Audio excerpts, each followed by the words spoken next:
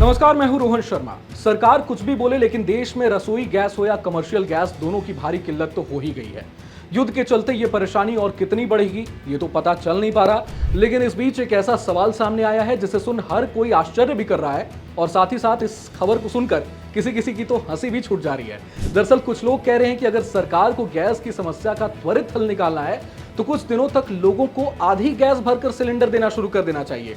अब इस आइडिया के बारे में क्या ही कहा जाए। भारत सरकार अगर ऐसा कर दे तो हड़कंप मचना तय है। लेकिन आपको बता दें कि हमारे पड़ोस की सरकार ने ऐसा कदम उठा लिया है। मैं पाकिस्तान की बात नहीं कर रहा हूं, बल्कि नेपाल की बात कर रहा हूं। मिडिल ईस्ट में बढ़ते तनाव के बीच नेपाल सरकार ने रसोई गैस यानी एलपीजी की राशनिंग शुरू करने का फैसला किया है।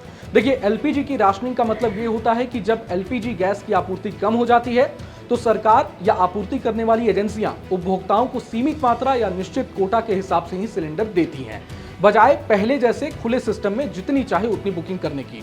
जैसे सरकार कहे कि एक कनेक्शन से एक महीने सिर्फ 2 या साल में सिर्फ 15 सिलेंडर ही मिलेंगे, तो ये राशनिंग कहलाता है।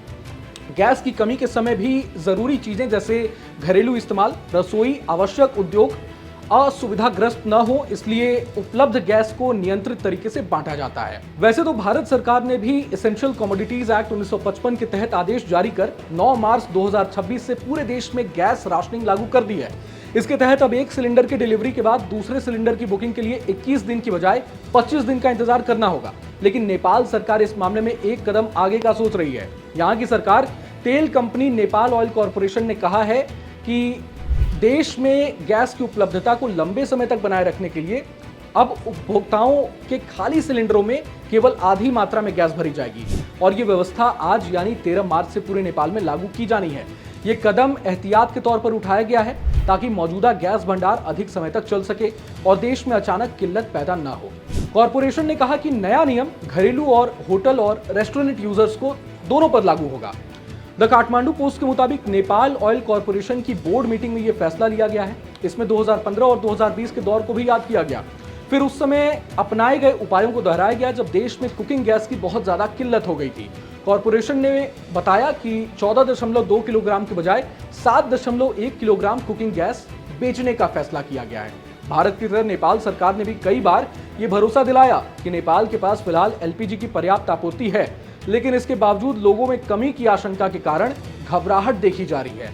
इसी बड़ी वजह से लोग खाली सिलेंडर लेकर गैस भरवाने के लिए रिफिलिंग प्लांटों के बाहर पहुंच रहे हैं। देश के विभिन्न हिस्सों में गैस रिफिलिंग केंद्रों के बाहर लंबी कतारें देखी जा रही है। कई स्थानों पर लोग घंटों इंतजार कर रहे हैं ताकि वे अपने घरों के लिए गैस सिलेंडर भरवा सकें। सरकार का तो कहना है कि यदि इसी तरह की घबराहट बनी रही तो आपूर्ति प्रणाली पर अतिरिक्त दबाव पड़ सकता है। जाहिर है कि नेपाल ऊर्जा के मामले में काफी हद तक आयात पर निर्भर है। खासकर पेट्रोलियम उत्पादों और रसोई गैस की आपूर्ति पूरी तरह भारत के जरिए ही होती है। नेपाल अपनी ज्यादातर ईंधन जरूरतें भारत से आयात करता है और इन्हें भारतीय सीमा से सड़क मार्ग के जरिए देश के विभिन्न हिस्सों में पहुंचाया भी जाता है। भू राजनीतिक तनाव, खासकर मिडिल ईस्ट में संघर्ष की स्थिति ऊर्जा आपूर्ति और कीमतों को प्रभावित कर सकती है। इसी संभावित जोखिम को देखते हुए नेपाल सरकार ने ये एहतियाती कदम उठाया है ताकि सीमित भंडार को संतुलित तरीके से इस्तेमाल किया जा सके और देश में अचानक गैस संकट की स्थिति न पैदा हो। हालांकि यह आदेश कब तक जारी रहता है ये तो नहीं बताया गया है और अगर आधी गैस वाले फॉर्मूले से भी समस्या का हल नहीं निकला तब नेपाल सरकार का अगला कदम क्या होगा, ये बहुत बड़ा सवाल है। वैसे आपको बता दूं कि अब तक भारत सरकार ने किसी भी आधिकारिक नीति या नोटिफिकेशन के तहत लोगों को आधी गैस भरा सिलेंडर देने का कोई घोषित निर्णय नहीं लिया है। घरेलू एलपीजी सिलेंडर आमतौर पर मानक वजन 14.2 किलो या उसके बराबर भराव के अनुसार दिए जाते हैं और भारतीय मानक ब्यूरो यानी बीआईएस और ऊर्जा मंत्रालय निगम इसकी जांच करते हैं। कभी कभी डीलर या गैस घटा कर देने की शिकायतें जरूर आती रहती हैं, लेकिन ये सरकार की नीति नहीं, अनुचित प्रैक्टिस या धोखाधड़ी मानी जाती है जिसके खिलाफ शिकायत की जा सकती है। वैसे एक बात और है,